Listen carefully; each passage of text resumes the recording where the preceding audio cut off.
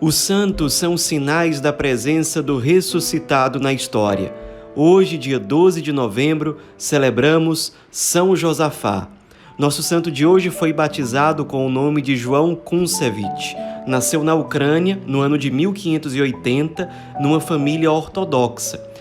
Alguns anos depois que João Kuncevich nasceu, houve um movimento dentro da Ucrânia, uma tentativa de unificação dos cristãos das igrejas ortodoxas de volta para a comunhão plena com a Igreja de Roma, com o Papa.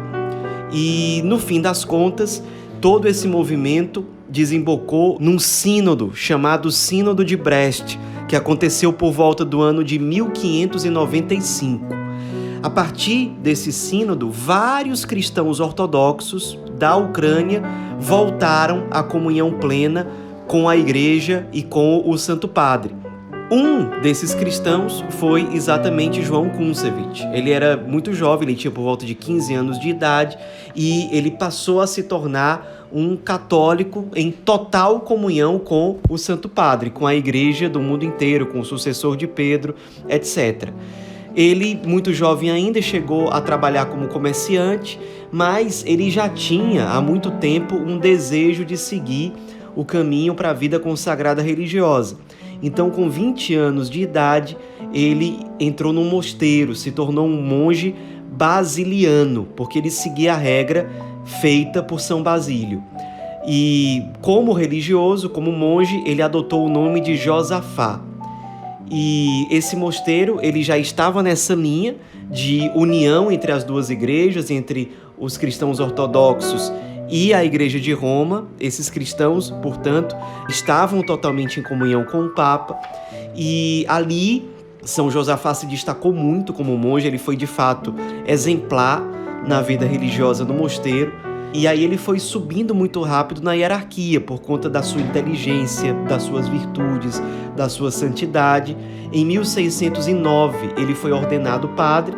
Na época, pouquíssimos monges se tornavam padres e geralmente quando eram ordenados sacerdotes é porque iriam exercer alguma função como superior do mosteiro e de fato foi isso que aconteceu com São Josafá. Ele foi ordenado sacerdote em 1609 e pouco tempo depois ele foi nomeado superior dos conventos de Britten.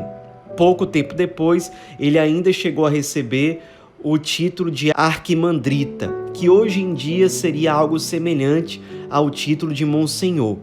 E ali ele foi se destacando cada vez mais como superior religioso, até que no ano de 1617, quando ele tinha 37 anos de idade, ele foi nomeado arcebispo da sede primacial dos rutenos.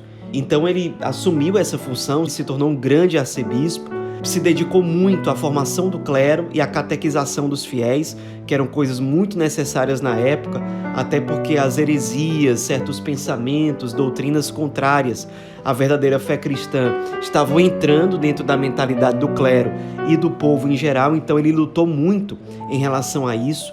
Também foi um grande evangelizador, sempre ele estava organizando visitas pastorais, fazia questão de ele mesmo ir pregar, era um grande pregador. Também deixou vários escritos de grande valor espiritual, teológico, para orientar os fiéis, o clero, e que até hoje servem de grande inspiração, de grande fonte de fé para nós. E ele também se destacava muito pela sensibilidade para com os pobres. Ele realmente não media esforços para servir os pobres. A casa dele, a residência episcopal, estava sempre aberta aos pobres, assim como o coração dele.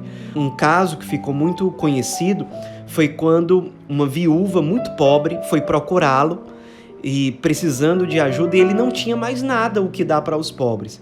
Então ele decidiu penhorar o pálio episcopal dele, que é um instrumento típico do bispo e que na época tinha um valor financeiro alto. Então ele penhorou o próprio pálio episcopal dele para ajudar aquela pobre viúva. Sinal de que realmente ele não media esforços no cuidado e no socorro aos pobres, aos necessitados.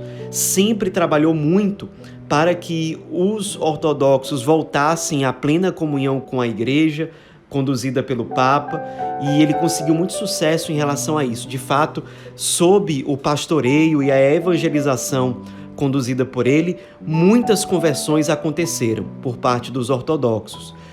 Muitos ficaram muito chateados, muito incomodados com essas conversões, com o trabalho pastoral realizado por São Josafá, e essas pessoas passaram a fazer muitas perseguições, calúnias a São Josafá.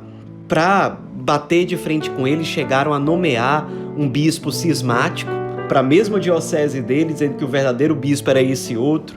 Ele, sempre com muita paciência, São Josafá continuou lutando pela unidade, pela salvação das almas, pela formação do clero, do povo em geral. Ele, de fato, era um grande bispo. No fim das contas, armaram uma armadilha para ele. Ele estava na sua residência episcopal com várias outras pessoas, até que invadiram a casa dele e simplesmente passaram a matar todas as pessoas que estavam lá na casa. E no fim das contas ele se voltou para aquelas pessoas com muita coragem, dizendo: meus filhos, por que matais os meus familiares? Se procurais a mim, aqui estou.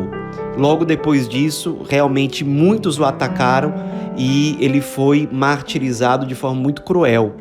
Isso era o dia 12 de novembro de 1623, quando ele tinha 43 anos de idade. Seus assassinos, logo depois de o matarem, jogaram o corpo dele no rio.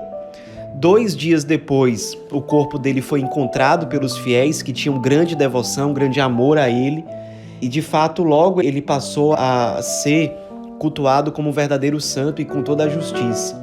Certamente ele intercedeu no céu pela conversão dos seus assassinos, porque anos depois do seu martírio, seus assassinos que já tinham sido condenados, todos eles se converteram, voltaram à comunhão plena com a igreja, e São Josafá acabou, no fim das contas, recebendo o título de apóstolo da união da igreja e precursor do ecumenismo moderno. Um santo que nos inspira e que nos motiva a buscar a unidade, a buscar a comunhão no seio da igreja, a evitar divisões, a lutar pela salvação das almas, entendendo que a comunhão eclesial é fundamental para a salvação das almas. Quanto mais, enquanto cristãos, nós nos dividimos, certamente mais almas se perdem, menos evangelização acontece. É um santo bispo em Marte que foi fiel na sua missão como pastor, que lutou pela formação das pessoas, tendo em vista a comunhão e a salvação das almas.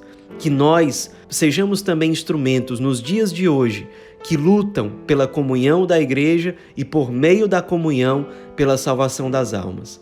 São Josafá, rogai por nós.